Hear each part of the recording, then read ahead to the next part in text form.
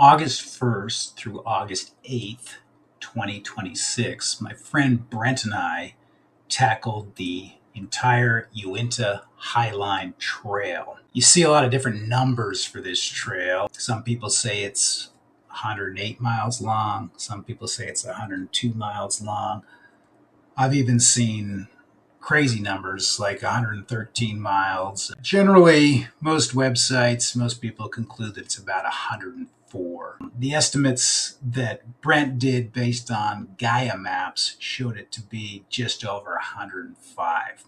And after we got home and I looked over the maps, what I got the numbers to add up to was 103.15 miles. So right there in that 104 mile neighborhood. Although with all the deadfall we had to walk around, it might not be unfair to say that the route was 108 miles. You also see some ranges in the amount of vertical that it gains and loses. 16,000 gain, 15,000 loss. Those are pretty common numbers. You'll also see things a little more extreme like 18,497 feet of gain. According to the Gaia maps, the vertical gain is 17,605 feet and the vertical loss is 15,384 feet.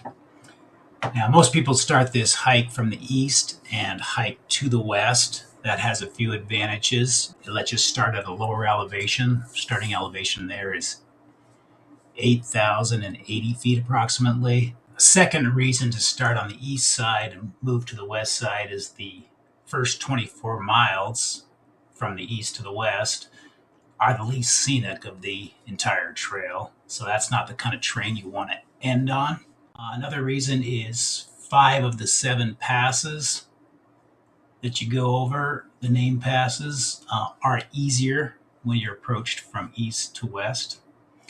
And also, if you have to return to the Salt Lake City area, it's a shorter drive home from the west. Most of the time, the trail is over 10,700 feet high. And depending on what you count as a pass, it has either 7 or 8 named passes that are all over 11,000 feet, with Anderson Pass being the high point at 12,680 feet.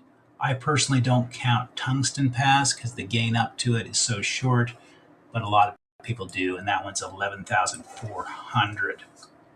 The toughest pass, in my opinion, under the conditions that we did it under, was the descent of Porcupine Pass. It was quite sketchy, not much more than a goat trail where a slip would have been fatal. Second hardest was the descent of Anderson Pass, which also had a couple of sections you needed to be careful on. And the dreaded, by most people, Dead Horse Pass, the ascent up that, really wasn't bad at all. It just had one section that seemed a little bit sketch, but overall it was pretty straightforward and it went really fast. The ending, the west end, is at Hayden Pass on the Mirror Lake Highway, and that has an elevation of 10,347 feet. We didn't meet any other thru hikers on our first day, but on our second day we met a group of 2, and as our schedule continued, we ended up meeting 2 other groups that were roughly on our same schedule for a total of 9 people on the same schedule as us. When we got to Chipeta Lake, about 40 miles into the hike, 2 other groups of 2 joined there. On day 1, I was carrying probably 15 pounds of food, and one of my Nalgene bottles that's 1 liter. When I fill it up with water, even though water weighs 2.2 pounds per liter, when that bottle's full of water, weighs about 2.75 pounds. I carried that in another half liter. So I would say on the first day, my pack was pretty much 40 pounds.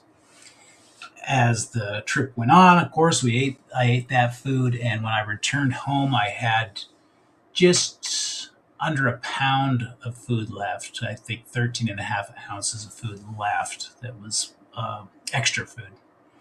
And my pack at that point weighed 26 pounds. One of the nights appeared to go below freezing, as some laundry that Brent had done in the creek and hung out to dry ended up with some frost on it. And much to our surprise, we didn't have any of the typical 2 p.m. rain, hail, thunderstorms that always seem to hit the Uintas. And neither were we plagued by the swarms of mosquitoes that are usually about. Only one of our nights was windy and all the others were calm. We saw moose, elk, deer, rabbits, and pikas. We stored our food in our tents and had no issues with animals. My new Sawyer Squeeze water filter partly clogged on day one, making filtering water a chore for the entire hike. I ended up using it as much as I could as a drip system. That was the least frustrating. And over the 8 days that we were out on the trail, I lost 5 pounds, and Brent told me that he lost 12 pounds. Even though I've done a lot of trips out to the Uintas, having climbed all of the 21 13ers in Utah, I saw something different on this trip. We encountered a plethora of very large mushrooms, almost as large as my size 9 boots. So that was kind of cool. Day one was our shortest day. We hiked just over 12 miles, and our longest day was 15 miles. Anyways, day one, we hiked to Manila Park. We'd found out that there was a water source there called Big Brush Creek. It's about a third of a mile off the trail, and sure enough, it was running and easy to find. Downside with that was there was a lot of domestic cows in the field there in the park. Another great surprise was on day two. We didn't expect to get water until we got to Hacking Lake. At about 11 miles from Manila Park, we came to a man-made canal that seemed to be, it had water running in it, and probably that water was coming from Deep Creek. And so we were able to get water there about 11 plus miles from Manila Park. That way we didn't have to stop at Hacking Lake like we had planned, because Hacking Lake is slightly off route. Having skipped Hacking Lake, we hiked in about 1.5 to 2 miles from the Leedy Peak trailhead and set up a camp there at about 10,900 feet. For me, that was our coldest night, although we did have frost on another night, as I mentioned. On day 3, we had to climb up and over Gabbro Pass, which still had some snow on it, although we were able to avoid the snow by staying on the left side of it. I mentioned earlier that we'd seen moose on this trip, and that was on day 2, right after we had passed through Summit Park. We came across a mama and her rather large calf. On day 3, after climbing over Gabbro Pass, and as we started descending down to Dead Man Lake, we spooked a herd of elk, rather large herd of elk, who started running to the south. And then as we paused to watch them, they stopped and looked and saw that we weren't running or moving, and so they ended up running back to where they came from. It's pretty interesting.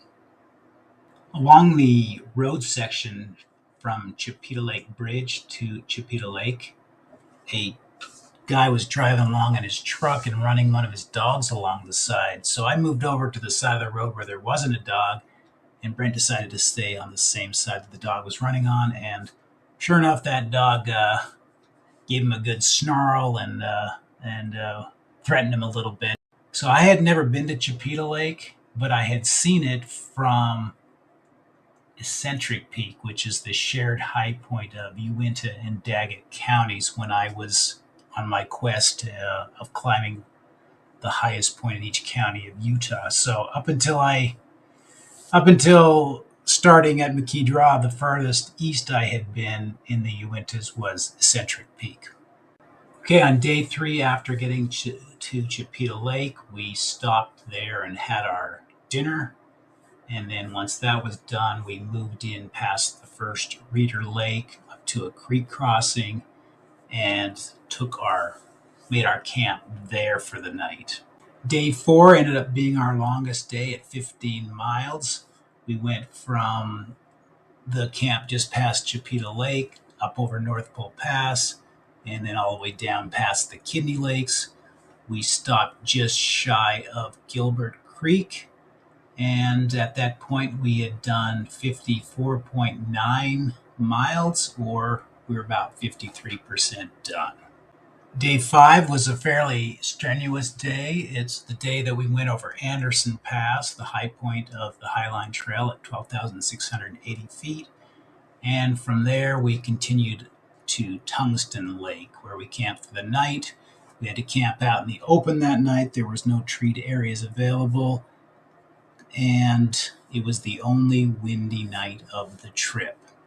Day 6, we went over Porcupine Pass, and the descent of Porcupine Pass ended up probably being the sketchiest part of our entire hike. It was not much more than a goat trail and a little bit dangerous in parts. A highlight of Day 6, after crossing over Porcupine Pass and before we approached Red Knob Pass, which we were saving for the next day, is we got to go on the south side of the Lavina Peaks. Back in 2024, Brent and I had climbed up Lavina and then negotiated the ridge across up from it over to what's known as Quandary or East Lavina Peak, which had been a little bit sketchy, and we'd run into a potential storm on that, but it was cool to see that from the other side. And Quandary Peak, East Lavina, was my final Utah 13er, so it was neat to see that. So Day 6, we probably took our earliest stopping time and set up our camp earlier than any other night. We stopped before 5 o'clock, and we stopped along the Lake Fork River just a mile or two before Red Knob Pass, where we were still in some trees. And we had a real nice camp there next to a creek. But just before we came to this camping area, we encountered like a random sleeping bag that someone had left along the trail. Day 7, we went over Red Knob Pass and also over Dead Horse Pass. The chatter on the trail leading up to these two passes was that a lot of the territory leading down to Rock Creek was very burned out, and so it had a lot of deadfall, and so the chatter was that people were going to take the Jack and Jill Lakes option by using the head of Rock Creek Trail, going up past the Jack and Jill Lakes, and then swinging back down to the Highline Trail. Brent and I both said that we were there to do the Highline Trail, so we decided to stick with that. And yes, indeed, it was burnt out. Another group of 3 that were on the Highline Trail with us also stayed on that path. It did lose a lot of elevation, I think about 1,200 feet, and it was a lot of negotiating of deadfall, but once we ran into the other groups, we were ahead of them. By the time we ran into them, we had our camp up, and they passed by, and they told us the Jack and Jill wasn't really any better, so we're glad we stuck with the Highline.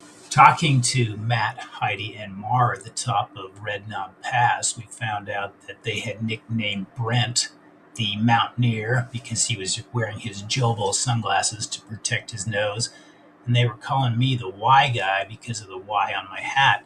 And this other guy, which we were calling the Umbrella Man, that was doing part of the trail, the Highline Trail, he said, "Hey, you should call him the lifeguard," because I was wearing zinc sunblock on my nose. So I thought that was pretty funny. For our final day, Day 8, which was also August 8, we had just 9.5 miles left. And the only thing we had to go over that was of any real significance was over Rocky Seat Pass.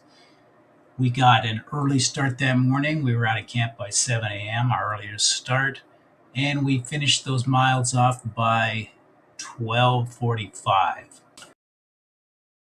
In summary, I just have to say we had a fantastic trip. Things could not have worked out better. The weather was very cooperative. The bugs were very, very minimal. And we met some nice people, and everything just went really well. If you want to have a little more details on my trip, feel free to scan the QR code you see there and check out my photo album and read the written descriptions that I put on each one of those. Thanks for watching.